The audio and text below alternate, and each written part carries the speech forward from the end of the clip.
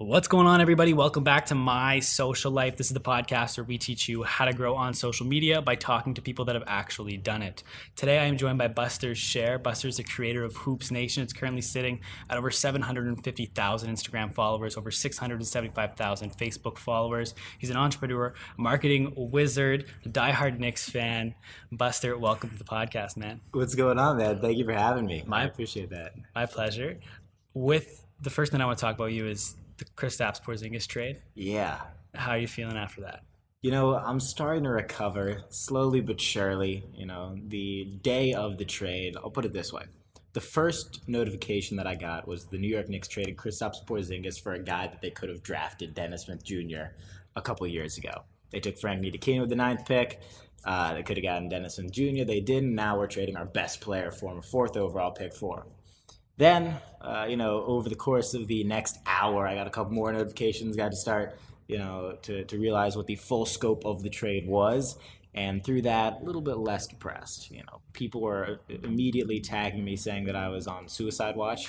That was not the case at any point. It didn't get that drastic, but I was definitely upset initially. But over time, over the last week, I've been able to slightly justify it to myself. But at the end of the day, I think we'll find out how good of a trade it was next July 1st, this upcoming July 1st, because the New York Knicks created enough cap space to where they can potentially sign 2 max players. And if they do that, big success. Mm-hmm. If they don't, big failure. Yeah, that's very fair. So that kind of leads me to why basketball? Why is everything you're kind of building towards about basketball? So I think the main point of that is I grew up a huge baseball fan, right? I was a huge New York Yankees fan growing up. And then as I got older, I started to think that the game was a little bit too slow for me. So I started looking at other sports. And fortunately, I got caught with basketball, because if it wasn't basketball, I don't think that Hoops Nation or anything like Hoops Nation would exist from like a pure rights standpoint. Like, nobody like me could even exist within an NFL or MLB infrastructure because of the rights to the footage and how lenient the NBA is with that online. So fortunately, it was basketball. I started out writing about fantasy basketball back on Facebook in like 2014, 15, when I was literally 14, 15 years old. And then, started learning how to like crop photos within, apps on my phone and stuff like that. And put songs over the tops of videos and start to distribute on social, make friends with other creators. And then all of that really started back then on Facebook, and then obviously jumping over to other platforms. And that's actually where I wanted to start, was with Facebook, because I think you were young when you started. It was a fantasy basketball page, I believe. Yeah. So why Facebook? Facebook, because at the time I thought that was the most poppin' thing like ever. And now that sounds ridiculous, because like only our grandmothers are on Facebook like actively now, whereas everybody else is on Twitter or Reddit or LinkedIn or Instagram. But I think Facebook at the time, because it was the most popular, back then I saw the potential, because I saw the videos getting 50, 100 million views, and then that started happening for me. So, Facebook was really the spot to be at the time. Yeah. With the first page, it was like long form written content, right? It was. So now I really want to ask, because I've heard you talk about how you're dyslexic, right? Yeah, very. So why long form written content? Because I've heard you talk about how you don't even like to read long form content. It's like, why written? I can't. Throughout the entirety of my high school career, take a guess at how many books I read? None. 0. That's 0 books. Guess how many books I presented on? Quite a few. A lot of books. I presented on a lot of books. And I wouldn't even prepare either. I would literally just make sure I didn't go first, listen to what other people were saying and talking about, and I would ask very particular questions, make sure the teacher really, really liked me, and then just start going off on a ramble on the one thing I knew about from what I picked up from like other people presenting. And I would always do fine. But I read 0 books in high school. And looking back at what kind of that fantasy basketball content was, long form written, it must have been terrible. Because I like really can't even write long form now without having to reread it 20, 30 times. And back then, I guarantee I didn't reread it once. I just clicked post. And I think that was part of the beauty of it, and why I didn't really care. But that transformed into much shorter form. Yeah. And video, which is obviously much better for anybody dyslexic. Yeah. And then I think your second page was all NBA all day. Yes, sir. Was that the page where you figured out how to go live before it was available in the US? I think so. On all NBA all day, that's where I was sharing the live streams onto. But when Facebook first launched Facebook Live, it wasn't allowed on pages. It was only on personal accounts in certain areas. So I had to create a second fake account under the name of, I think it was like Jim John or something like that, just like a random name. And then I would use that account to go live on, and then I'd share it on the All NBA All Day page. That's crazy. So like, why did you pick live like back in the day? I have no idea, because I know exactly why. Because I wanted to be a radio broadcaster. That's what I wanted. I thought I was going to be a TV broadcaster. I was a huge Yankees fan, so Michael Kay was like the Yankees broadcasting every game. Like, that's what I wanted to be. Like, done. Mm-hmm. So, watching him and watching people that do that and watching people on radio, how could I get close to that? Is there any way that I could get anything close to that? Oh, there's this new thing called Facebook Live. That's kind of close. Mm-hmm. And if you have an audience, it's kind of the same impact. You're live and they're watching you. So that's why.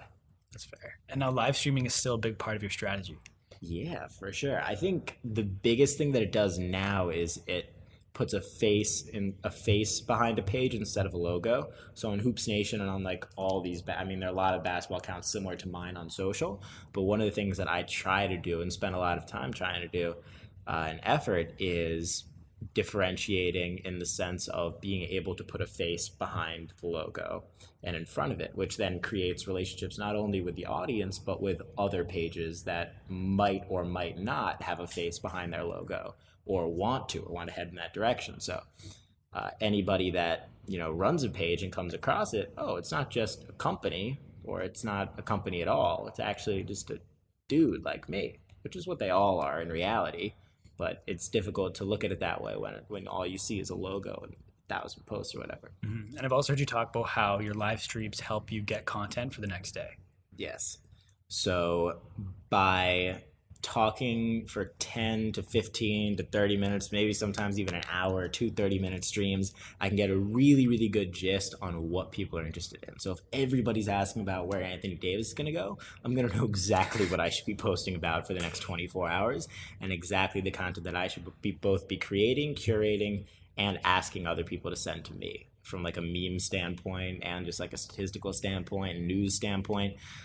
So that is how I get a really, really good idea on what I should care about really quickly. And so when did you make that jump to Instagram from Facebook originally? So it was actually pretty late, probably late 2016, September, November 2016. And then what I did was I contacted all the big Instagram pages at the time and said, I can help you grow your Facebook account. I will grow you like, an example of what it appeared to them was like, if you spend $5 with me, I'm going to give you $15 back, right? That was the follower ratio that I was going for. So like if I'm going to gain them, 1,000 followers, maybe they can give me 250, 300 back across, promoting on their account. And for myself, if they have a video that they want shared, I can just get it shared on 10, 15 pages. And it was much easier on Facebook at the time because organic reach was fantastic. They killed that. And that's why every Facebook page pretty much died. And that's why Instagram's a lot better for now. Mm-hmm. Yeah. That's fair. So there wasn't a lot of migration from Facebook to Instagram then originally when you made the switch? No, because Facebook was still doing really well. Organic reach on Facebook was still great. Like if you had 500,000 people on a Facebook page, you were getting 5,000 to 10,000 likes a post, which is amazing. That's a really good, still small, but percentage that doesn't even remotely exist now unless you're spending big dollars. Mm-hmm. Yeah. Were there any other strategies you implemented other than reaching out to other pages to grow your Instagram when you first made that jump? I think a lot of it had to do with from the get. putting myself as an influencer on top of the page, because then it created this personable aspect, and then it allowed me to connect with pages much bigger than mine at the time, because it was this combo, right? It was Hoops Nation is an influencer and the company slash brand, so it makes double the sense to know who he is or be friendly or whatever. But I think a lot of it also had to do with the consistency of the posting on the page. Like early on, 10 to 15 times a day, which very, very few accounts are able to do. And especially since back then I was doing even more than I am now, curating content, it is possible to do. I'll put it like that. I heard you once say that you would do 50 posts a day if you were able to. If I could, I'd post 200 times a day. So why do you not think that's too much? Like why it was just content? Because the majority of the people that even now see my content don't know who I am or follow me. That's very fair. So until that's not the case, 200 posts a day would be the dopest thing like ever. If I could put out 200 good pieces of content every day, numbers would be insane. And if people enjoy it, then it's more. If they don't enjoy it, then why would they be there in the first place? That's fair. That's just counterintuitive to what I like when I talk to a lot of people. It's just you make 2 posts in a day and people make a big deal about it. It's just kind of interesting. People care too much. I mean, if somebody really likes you, right, or somebody really likes your content, they're going to stay there regardless. If they're on the edge, then they might not, but they'll come back around. Putting out good content, they'll enjoy it, they'll have a laugh, people will send it to them in their friend group chats. Like at the end of the day, in my case scenario, it might be very different if you're a businessman or if you're, making like skits or something like that, but I'm talking about like basketball memes and news and stats. If a trade deadline, is fast approaching, there might be a day where I post 75 times, and in that case, people are going to be super pumped about it because, it's good. Like I would only do 200 in a day if it was all great. Now, I don't think that's possible, but theoretically, if that was possible, that'd be amazing. So it's not like just putting out a ton for the sake of putting it out. It's trying to put out as much high quality as possible. And so where do you get your content? You said you curate it. How much of it is generated by yourself, like that you create? That I create / I have somebody create for me. 40% right now, 40%. And then the rest is sent in through users or like found on Reddit and then crediting those users. Twitter as well, really great place to find it. And the best content, and I think this is true overall on social, especially Instagram, the content that performs the highest from the accounts that curate content is content that is taken from another platform and then credited, obviously, those users. That's interesting. Because nobody's seen it before. That's very fair. And then so your audience is primarily Gen Z, right? For the most part, yeah. So how do you create and curate content with your audience in mind? Because I am my audience. That's fair. So you're just kind of looking for things that you like, and that's how you share it? If I don't like it, I'm not going to post it. If I love it, hopefully other people like it, and I'll find out pretty quick if they do. Yeah. But yeah, so I think a lot of it has to do with my own judgment on it. And fortunately, like what I talk about is basketball. I'm like, that's my passion. Like that's what I care more than anything else about. And kind of the nuances and things that I find funny, but also trying to keep it like semi-broad still, while occasionally diving super deep and niche for some of the super, super hardcore fans. Just staying on top of it from that standpoint. Yeah. And so what is kind of your highest performing content? Like I heard you at one point, it was in the summer, talk about how Donovan Mitchell was like your best content. It wasn't LeBron or anything like that. Yeah. Like what's performing really well right now? Right now it's always going to be LeBron. Anthony Davis stuff is performing very well. Kristaps Porzingis, Luka Doncic content over the past couple weeks popping. Yeah, it's really whatever players are in the spotlight, whether they're doing something crazy, like they're a rookie and they're playing way better than most other rookies do, or, people are jumping on the legacy bandwagon of a certain player, in this case, LeBron. Kobe stuff usually performs well, but I think really talented youngsters is an interesting trend that I've seen this season in particular. All their content performs outstanding. Yeah. And then speaking of legacy, I wanted to ask, you're a LeBron the GOAT, right? That's your, Yes. yeah. Why is that? I'm on the same, I agree. Okay. I just want to hear like why you think that. Bigger, faster, stronger, better in every single statistical category, treated all of his teammates much better, made his teammates better around him. When he wasn't on the court, his team performed way worse. In contrast to when Michael wasn't on the court, his team performed pretty much the same. And what he was able to do by himself. No, I completely agree. Yeah. But you did talk about how sometimes you don't create the content, so you have a full team around you now. Yeah, I have a couple people, editors that freelance, just create content for me, pay them, per like certain amount of posts, and then get those edits back, and then also collaboration posts. So people that are smaller Instagram accounts and then offer to put my logo on pieces of content with theirs as well, and then I promote it, and then it's publicity for them as well, and that's stuff that's usually proposed to me because once I started doing it with people, then a bunch of other accounts wanted to do it. So that's how I go that route. So when did you start to pay people and like outsource to freelancers with the content? It comes in waves for sure, depending on how much content I have. Usually I need more of that when there's less in the news, because I need to find stuff that stays as high quality as me, breaking the news to my Instagram audience that Kristaps has been traded to Dallas. But I'd say about a year ago. Yeah, about a year ago, early 2018 for sure. Mm-hmm. Yeah, that's fair. And then was it easy for you to kind of let go of that creative control when you first did it? I'm still the person that's physically posting or not posting something, but I love getting creativity from other people, hearing other people's thoughts, seeing what other people are interested in. So I love that as well. Yeah. Are there any like helpful apps and stuff that you've used along the way? Like just an example? Yeah. Yeah, I can go off. Video Shop is great for video editing. InShot's great for photo editing. Light is great for photo editing. Trying to think what else. Then obviously on computer, Adobe Premiere, video editing. I don't use Photoshop that much, but Photoshop. Trying to think of other great apps. Here, I'll pull my phone. Yeah. Glitch is amazing. Fonto is really good. Yeah, Video Shop is great. Yeah, those are my favorites. Mm-hmm. Yeah. And then when you're posting, is there like a time of day or a day of the week that you kind of trend towards? All day. Yeah. I mean, stuff performs better on the weekends because more people are on their phones, especially this time of year when most people are in school.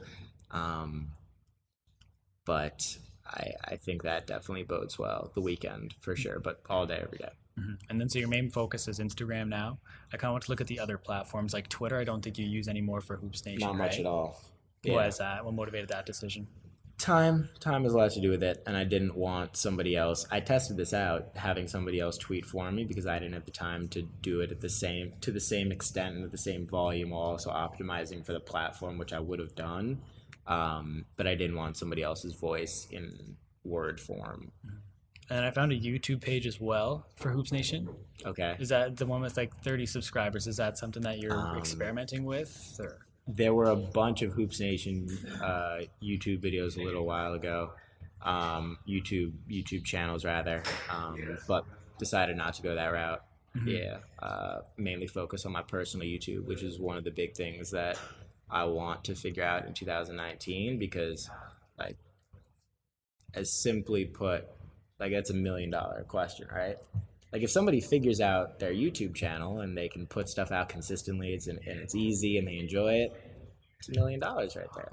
Mm-hmm. So that's something that by nature of it being another content form that I'm passionate about, something in 2019 that I want to attack a lot more. Mm-hmm. Yeah. So like overall, how much time do you think you spend working on social in a day or a week? In a day, as much as I can, right? So whether that's physically being on apps or talking to people about the apps or meeting with people that will put me in a position to create better content for the apps. I can't think of that much time where I'm not doing that. Mm-hmm. fortunately, it's around something like I said that I'm super passionate about, basketball. So it's really great in that regard. Yeah. So can you Yeah. kind of give an example of like even like this week? Like what does your week this week look like, just to provide kind of context for people listening? So usually I don't know, but I can give you my last week. Like my last couple days. Friday was uh, a bunch of meetings back to back to back about uh, brand deals and something I'm doing with the NBA, which is I'm a show host on their Twitch channel where I play video games against different NBA players. So tomorrow night we have Jamal Murray from the Denver Nuggets. We're playing Mario Kart, 2K, Rocket League, and maybe a little NBA Jam as well. But so meeting about that. And then I had a dinner. I was going to go to Knicks Celtics. Didn't make it. I'm glad I didn't because that was a terrible game. Saturday. What did I do Saturday? I think I hung out with some people. A mentor of mine that lives around. We're recording this in Hudson Yards, around this area. And then Sunday went to the Knicks game after. And content is being posted throughout all of these days. And created by nature of text message, email, and whatnot. Hit the Knicks game Sunday, created a bunch of promotional assets for Atlantic Records for a couple albums that are dropping. I can't say which, but I can say a couple hip hop albums. Then went to Connecticut, watched the Super Bowl, did some more work last night. Got back to New York City this morning, cranked out 4 hours of emails, and here I am right now, this past 3 days. That's crazy. That's a crazy couple days. It's fun, man. It's nothing that I'd rather. Yeah. I once heard you say that Hoops Nation probably won't be forever. Yeah. And you're focused on your personal brand. Can you elaborate on that a little bit as to why? Yeah, for sure. I think no platform will be around forever. Like a great example of that is Hoops Nation on Facebook. Like it was popping on Facebook. I had videos that got 50 million views on Facebook. Like that's a crazy, crazy number.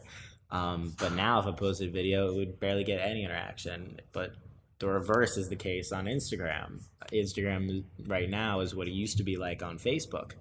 But if you can build a personal brand that's bigger than any of these platforms and you start hosting things on air for companies, let's say ESPN in a couple of years or whatever it may be, or the NBA right now, then it gets a little bit bigger when people will know who you are on any platform, more so than following on a specific platform for content that they can get from a bunch of other sources.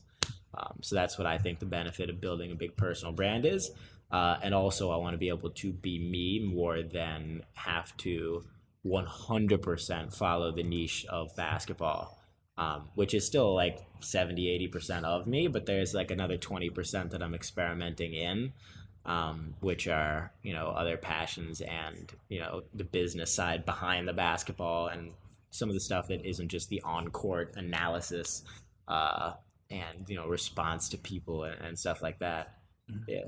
And so how are you going to plan to grow your personal brand outside of Hoops Nation? Because I feel like the two are very intertwined. Very. Is it going to be doing work with like the NBA and getting your face and your name out there other ways outside of Hoops Nation? For sure. Yeah, a lot of it's relationships with players and people like that. In the basketball world, that's all it is. So, it's working with the NBA. It's, hopping on a bunch of podcasts. Like it's just being out there, going to events, creating personal brand content that isn't posted on Hoops Nation anywhere. So everything of that nature and creating from that regard is super important.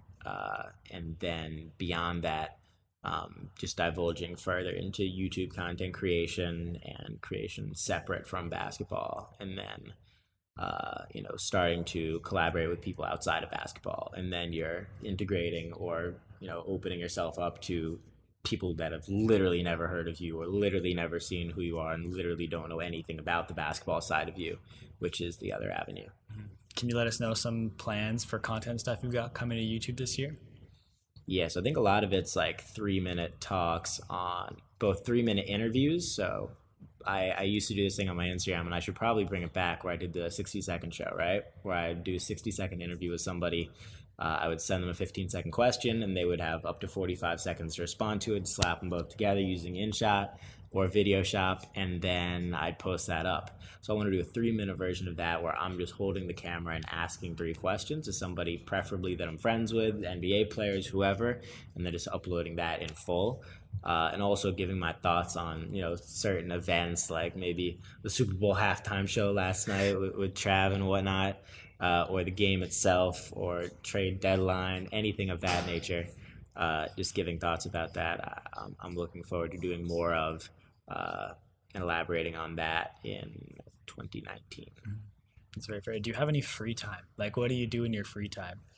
I try to make as little free time as possible. Fortunately, all time is free time. I don't work for anybody, so I can cancel literally anything. I could decide to go to the Bahamas for a month and just do that, and there would be, a lot of repercussions because of lost work and from a financial standpoint. But from strictly time, like from a time standpoint, all my time is free time and none of my time is free time, because I'm always doing stuff that I enjoy. But fortunately, what I enjoy is my work. That's like the best case scenario. Like, tomorrow night, my gig with the NBA is playing video games on TV for 2 hours. It's not too bad. It's not too bad. Do you game at home to prepare? Like, do you try to stay sharp? I try to stay sharp in 2K. And then everything else, I trust myself. I'm a pretty mediocre Mario Kart player. It's a little bit more difficult when you have to interview them while you're doing it. True. But one of the things that I've realized is if I have a couple of really hard questions in my mind and I need to get back in a race against somebody, I'll just drop one of the hardball questions. They'll start thinking about it. They'll start looking down. Then they start messing up on the course, maybe fall off, something like that. Mm-hmm. And then I dive in and get first place. There you go. That's a smart strategy. I like that. Have you ever kind of looked around and been like, holy shit, look where I am right now? Like when you're sitting there playing video games for the NBA with a player, like has that ever hit you where you're like... Not then, because I'm just playing video games. I'm pretty focused on that, but there have definitely been instances around certain celebrities where it's pretty crazy, or more specifically, I'm hanging out with them. Then it's like, it's ridiculous. Yeah. Like ridiculous. Like, especially having graduated high school like literally last year, not going to college, and then being on the path, or maybe even lack thereof, that I'm on. There are definitely some instances like that where it'd be pretty shocking. Yeah. Do you remember the first time someone recognized you that like you didn't know at all? I can't remember the first time, but I can think of a lot of early times where it was the coolest thing ever. And then some of the times that I'm a little bit weirded out initially are when like a mom will come up to me and be like, "Can I have a photo?" I'm like, "Really?" You do a little double take, but that she's obviously asking for her son or something. That's always really weird. I always assume that they're asking me to take a photo of them. So I'm like, "Yeah, of course." And then she points her son. I'm like, "Oh, okay." I'm like, "What's up, bro?" But yeah, so that's always fun. But like, there's literally nothing better in the world than somebody coming up to you. I'm sure it can get out of hand for like real, like I'm not a real celebrity, but for real celebrities, it can probably get out of hand and they wouldn't have the same answer as me. But to the extent that I get recognized, it's the greatest thing in the world. Like, there's nothing better. Is it often, like, would you say it's an everyday thing, or? Depends where I'm at. Like, if I'm at the Garden, obviously. If I'm, not, then less so. So yeah, based on the people around me, that is a lot to do. So like at events all the time, but like out getting a random meal, probably not. So yeah, I think that has most to do with that. Yeah. I know you might not remember the first time you were recognized, but do you remember the first time a celebrity recognized you that you never like interacted with before? The funny thing about Hoops Nation is everybody says they know Hoops Nation. Like, it's really one of the funniest things. Because I'll say, or somebody will introduce me as like Hoops Nation, like, "Oh yeah, I know Hoops Nation." Maybe they do, maybe they don't. But there have definitely been some cool ones. I'm trying to think. There was one event where I was sure that nobody would know who I was, and it was a charity event that Jimmy Fallon was doing with Alec Baldwin in the Hamptons. And I went with a buddy of mine, and Don Lemon was there, like big time CNN anchor, like the presidents know who he is kind of guy. And we were talking to him, and he was like, "So what do you do?" And I was like, "I started this basketball. It's called Hoops Nation." He's like, "No way, you're the guy behind Hoops Nation." And I was like, "Yeah." Like literally the last thing I would have expected from. Yeah. I didn't even know the guy was a basketball fan. So that's one thing there. Yeah. I heard you tell a story once about this time you were playing, like, it was basketball, I think, in a street league in LA. Yeah. Like, how did that come to fruition? Like, what's the story behind The that? story behind that was I was at Baron Davis's not All-Star, NBA Finals viewing party, and the owner of Venice Ball came up to me. He knew who I was. He asked me if I wanted to suit up. I assumed it was a joke, so I said yes, of course, because they're real hoopers, like foreign hoopers and D1 hoopers and former NBA players that play in Venice Ball, and the average height's like a good 6'3". I'm not, and the average experience like college. Also I did not. So when he asked me if I wanted to play, obviously I said yeah as a joke. And then he texted me night before. I was literally eating cheesecake at the time. I was at the Cheesecake Factory with a buddy of mine, and he was like, "So what's your jersey size?" And you're like, no way. I was like, "No way. Am I doing this? Am I doing this right now?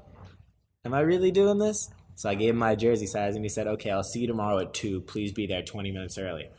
So I biked down there and I played in it. And the photo from it is one of the most ridiculous things ever. I'm actually going to make it my YouTube cover photo. It's currently my Facebook cover photo, but it's just the funniest thing ever because everybody around me is ginormous and I'm right in the middle. Yeah. I didn't even score that game. I probably got dunked on like 3 or 4 times, but I had a blast in that game. And next song, I'm going to drop 30 on him. Yeah? Yeah, guaranteed. Practicing? Guaranteed. Yeah. Did you play, like, growing up, like in high school or anything? Yeah, I played freshman year when I lived in Brooklyn, and then I moved to Connecticut, and I didn't make my JV team. So instead, I started broadcasting. So I was broadcasting baseball, softball, boys and girls soccer, football, lacrosse, field hockey, swimming, track and field, pretty much everything. And then junior year, I won best in the country. Mm-hmm. So I'm kind of happy I didn't make my JV basketball team coach. But yeah, they really didn't think I was good. And quite frankly, I wouldn't have let myself make the team at that point. I must have gotten like blocked a couple of times in the tryout. That was bad. In my shoes, I was slipping. That was like one of the worst tryouts ever. I was also super nervous because I had just moved. I was like 14 at the time. I just moved from New York to Connecticut. Literally knew nobody. So I was trying out for the team cold. Everybody knew each other. It was the worst thing ever. And then I eventually found the radio station at the school, which is like nationally ranked #1 high school. So that was pretty good. There aren't that many high school radio stations, by the way. I think that has a lot to do with it. But amazing people there, and much happy that I did that instead of play basketball 5 hours a day, every day, all days. I probably would have scored a couple times in Venice Ball if I did, though. Yeah. So, like, how was starting Hoops Nation, everything in high school, especially when it started to really pop off? Like, did people know it was you in high school? I didn't really tell anybody. So unless they found out on their own, which was occasionally the case, just because my personal account was kind of linked to it. But, I kept it pretty quiet. I kept it pretty on the down low. But at the same time, I was just a terrible student, so I just put all my efforts and time and thought into that over the schoolwork, and that's what I did throughout high school. Like, I just didn't really spend that much time on schoolwork, which is not a great lesson for anybody listening or watching this, but that was my truth. And, like I said earlier, I didn't read a single book, like, kind of, half-assed my way through every paper, but worked really, really hard on the things that I cared about, which at the time were radio and social media. And I just allocated all my time and effort to that. Honestly, you can it's okay if you don't try really hard at one thing if you're working just out of your mind on whatever you're passionate about. But if you're doing neither of those, then you're just lazy. And lazy isn't good. But lazy on one thing, when you know it's like not you and not your future and whatever, and you see a little bit of traction on the other end, then yeah, I think that was my case scenario. Definitely not for everybody, but for some people for sure. Was there ever a time when you were in school and like something would come up because of Hoops Nation where you had to like miss school or anything? Or Yeah, all the time. My favorite thing was like this probably about a year ago now, having to ask every single teacher to sign off on me missing 2 weeks of school for NBA All Star in LA. And that was one of the first moments where I was like, wow, when there were certain parties and stuff like that with players, and just going up and dapping a lot of those guys up. That happened, but also that I had to get permission from every single teacher to miss 2 weeks, and I had to explain why. And none of these teachers had context on anything I did, who I am. I'm just like the really bad student in the back of the class, always on his phone, and like half the time got his phone taken away mid class, which was literally the worst thing ever. yeah. Getting your phone taken away in class when you know news is about to drop, or you have to do something, or somebody's texting you, and then an hour later, because they were like hour-long classes, you had to hit them back and be like, sorry, my phone got taken away. Obviously, you wouldn't say that, but that was the truth. But yeah, having to go around and ask every teacher for permission, and I got it. So I was in LA last year for a couple of weeks, missed a bunch of school. But yeah, that happened a couple times in smaller doses, but yeah, it was always weird having to get teacher permission and give context on something that, like, to them was ludicrous because, I was this kid that could, like, barely write and couldn't read. You know, that kid, yeah. And then how'd your parents, were they supportive of everything you were doing? Super supportive, beyond supportive. They wanted me to look at colleges, which I did. And then once my college advisor advised me not to go to college based on, some of the stuff I had going on, all thumbs up for me. Yeah.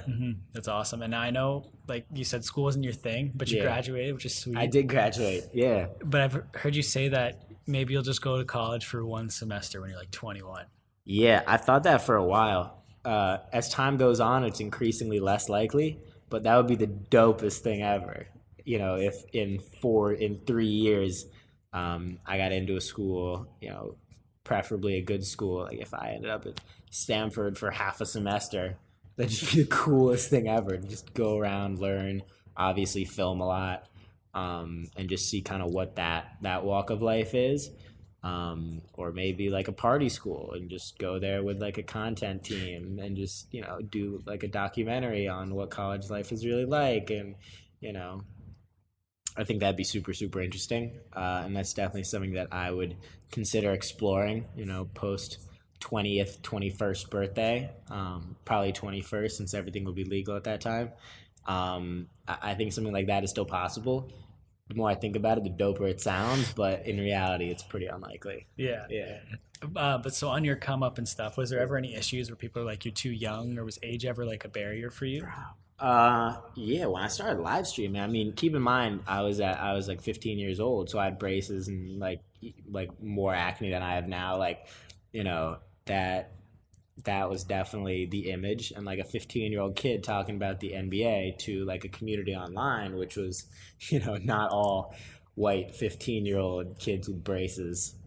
So there was definitely a lot of learning from the get on, what my point was, what my perspective was, and for people to start accepting me after they saw me do it a bunch of times. Like the way I look at it is somebody's got to see you like 5, 10, 15, 20 times for them to really accept who you are, like you, whatever.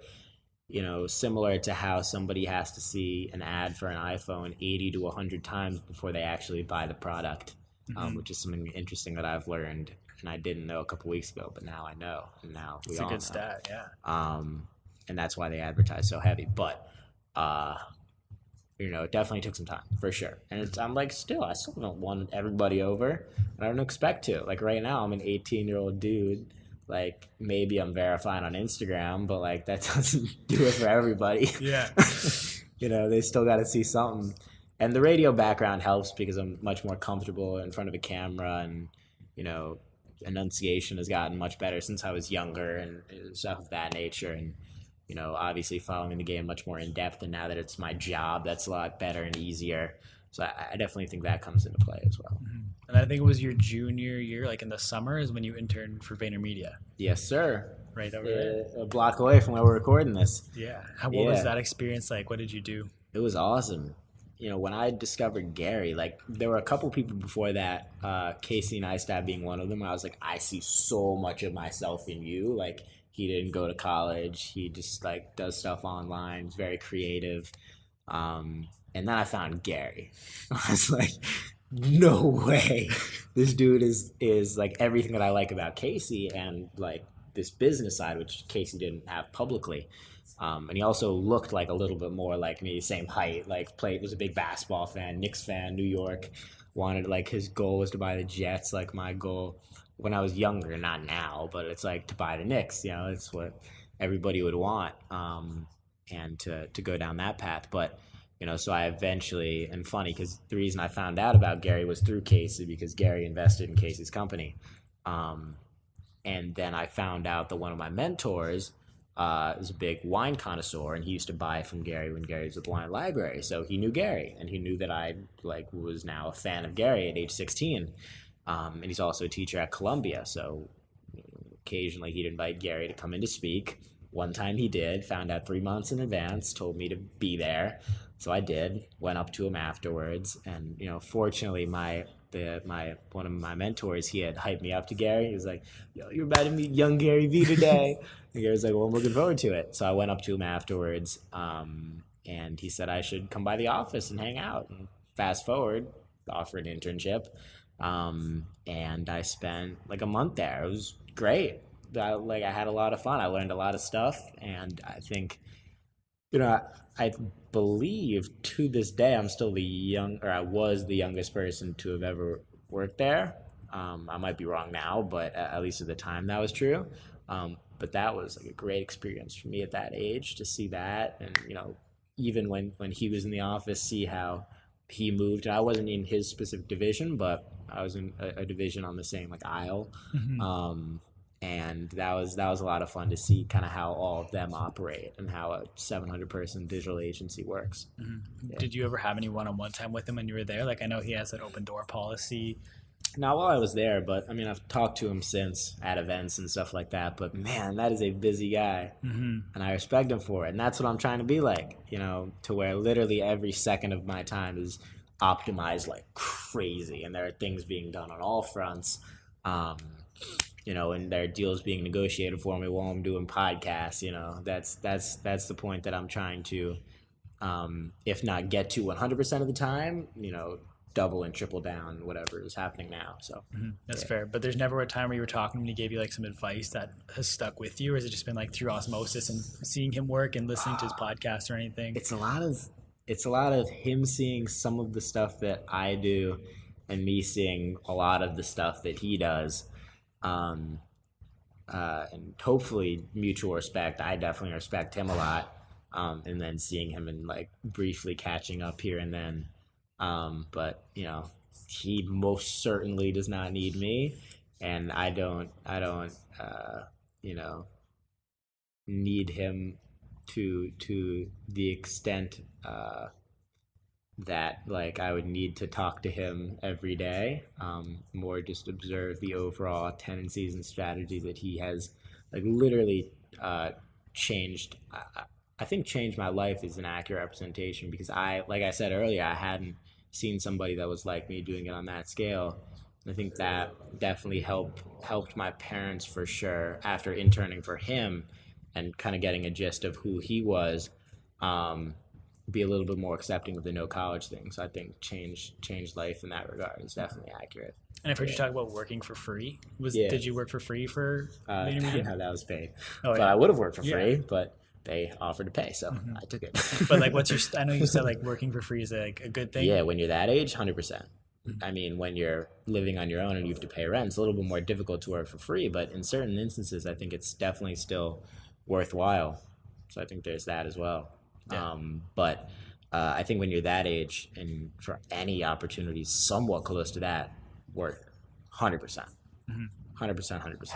And I wanted to ask you about Dunk Media or Dunk Inc. Sorry. Yeah. What's kind of the situation with that right now? Yeah, so Elliot's my boy. He started Dunk. I started Hoops Nation.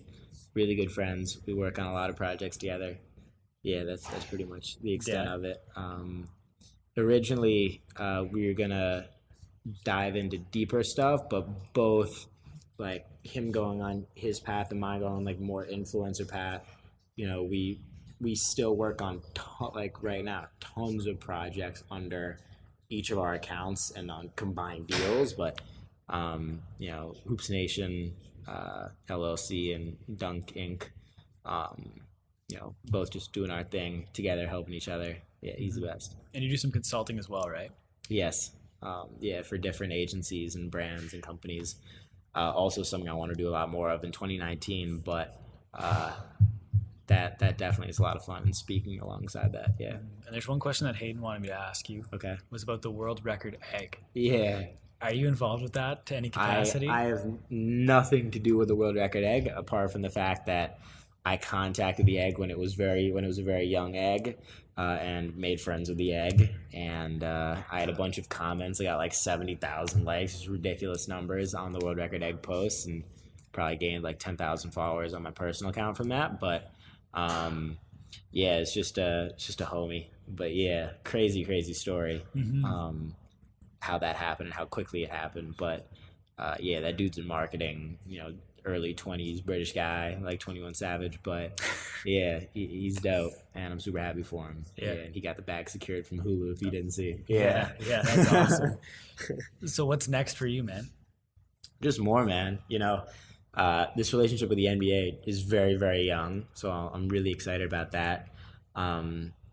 Building out the YouTube, one of the things I'm doing with my boy Dylan over here, building out the YouTube, you know, from a content strategy and just pushing out consistent content every single week and hopefully every single day going forwards. So working on that, and then, you know, hopefully a year from now, I'm playing in the Celebrity All-Star game. It's a good goal. Yeah. Not bad. Because I know one of your long-term goals you've said is you want to be the biggest sports influencer. Yeah. So what's your like plan to get there, like from a high level? From a high level, work every second, and then whatever happens. Yeah. Like what else? What more can I do? You know, I'm gonna bet on myself every single time. That's my goal, because that'd be a great outcome. And then the most I can possibly do to put myself in that position is work every second. Yeah. And optimize as best I can, and, you know, stay authentic, and just be a good dude. Like, I think that's a good recipe for giving myself a shot. Yeah. So what advice would you give to like a kid starting his own page today? In basketball? In anything, like just when it comes to Instagram? Put out as much content as possible. Even in this case, if you're just starting out, even if it's mediocre, put out as much as possible, and then it'll continuously get better and better. Experiment, see audience feedback, engage with your followers, respond to every single comment, hit up pages of similar size, maybe even a little bit bigger, offer to work for free. You know, all that stuff is tried and true good and will always work out. Yeah. So what do you hope people take away from your content? I hope people learn something about basketball. As far as Hoops Nation, I hope people learn something about basketball. I hope they, you know, get a laugh at a meme, or they learn something new, or they hear about a trade first from me, or, you know, they see an interview they like and they learn something about somebody in particular, or, you know, from my personal content, I hope they just they can resonate with me, because I'm like very much, I mean, like background in high school, like, you know, I'm very much a piece of pretty much everybody, you know, because of how terrible of a student I am, and also like this stuff that I'm doing on the side. I'm passionate about sports. Like, there are a lot of people that I think I can resonate with, for better or worse, but I definitely think that's it for sure. Yeah. It's awesome, man. Before we wrap up, I should do a quick Q&A of random questions. All right, let's run it. Oh yeah. All right, first question. What's a show you're binging right now? I just binged Entourage. I'd never seen it before. Yeah, I watched the first 4 seasons in like a week, and I never watched TV. Never. This is probably a month ago now, but I just went through it in a week. Just watched it from like midnight to 2 a.m. every night. That was that. And then I finished it, and then it got really bad as the seasons went on. But the first couple seasons are amazing. Entourage, great show. Awesome. Second question, what's your favorite app that's not Facebook, Instagram, or Twitter?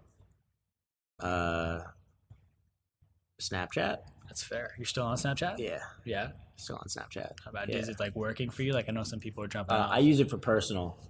So I like it's a good 2,000-3,000 person base of people that I actually know in real life that have me on Snapchat, and it's private, But that I find is a really good point. Who are some of your favorite creators that people should check out? Favorite creators that people should check out. The people that have had the biggest impact on me over the last year, which are, who could I recommend better than that? Casey, obviously. Gary, obviously. I think Dobrik has been pretty big over the last year from a content standpoint, me realizing, the direction that I might want to take YouTube. What other people? Mark Cuban, who I met for the first time this past Wednesday, the Mavs game. And then he took all my favorite players the following day. Tragic. I think those are some guys that I've definitely learned a lot from, whether IRL or via online. Yeah. What's some music you're listening to right now? Travis Scott. That's a good answer, man. Books you'd recommend? I don't read books. It's very fair. Yeah. That's what I was expecting. Yeah, was that a trick question or what? No, it's a standard one. I ask it to everyone, but I had to ask. Hell yeah. Any podcasts you listen to? Joe Rogan.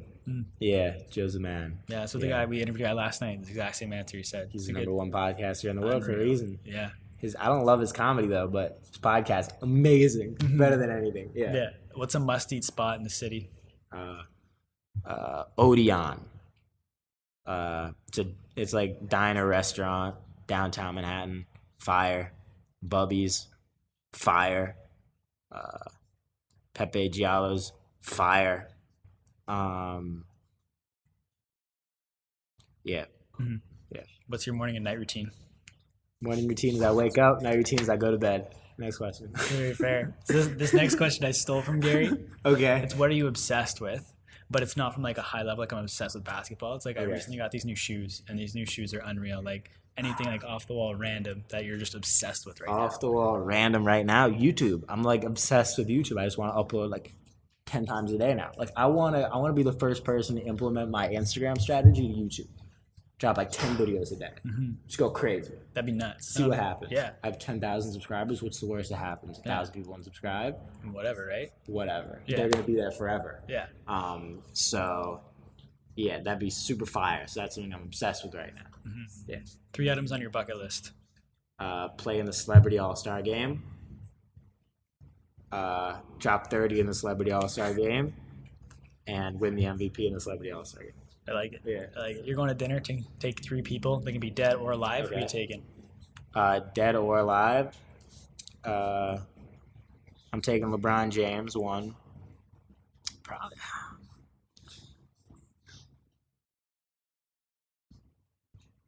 I'll say Gary Vee, even though, like, in reality, I probably wouldn't add him onto that list because I mean, I guess there are scenarios where I would end up at dinner with LeBron James or Gary Vee, but it seems much less likely with LeBron James or like an Abraham Lincoln, who I'm going to add as my third person to that. Rock on. Yeah. Not bad. What's the best advice you've ever got? Best advice I ever got. You don't have to go to college. Yeah. Not bad. Yeah. What's one thing about you people wouldn't expect? One thing about me people wouldn't expect. I don't know if you would expect that somebody's dyslexic or was really bad in school or didn't read books or anything like that, but all of those things, yeah, for sure. What's one thing that's so important everyone needs to know about it? That the New York Knicks are the greatest franchise in the world. Last question. I Yes. flipped the script to give it to you. What's one thing you want to know about anything? One thing I want to know about anything. That's a good question. One thing I want to know about anything. Are we alone in the universe? It's a big question. It's a big question. And when are the Knicks going to win a title? Very fair. Very fair. Well, man, I want to thank you. I want to thank you for coming on. I just want to give you the floor, plug anything you got right now. Where can the people find you? Man, you can find me on Instagram at Buster, at BUSTER. I got a new Instagram username a couple days ago. How'd you get that? I bought it. This is the first time I have ever plugged that Instagram. So at Buster on Instagram. And make sure you subscribe to these guys' podcast because it is popping. I really appreciate that, man. And I want to thank everybody for listening to this episode, whether you've listened the entire way through or you've only listened to bits and pieces. I really appreciate you taking the time to check this out. Do me a solid, guys. Go follow Buster on Instagram. Check out Hoops Nation. Thank you once again for listening, everybody. We'll talk soon. Good shit. Thank you, man.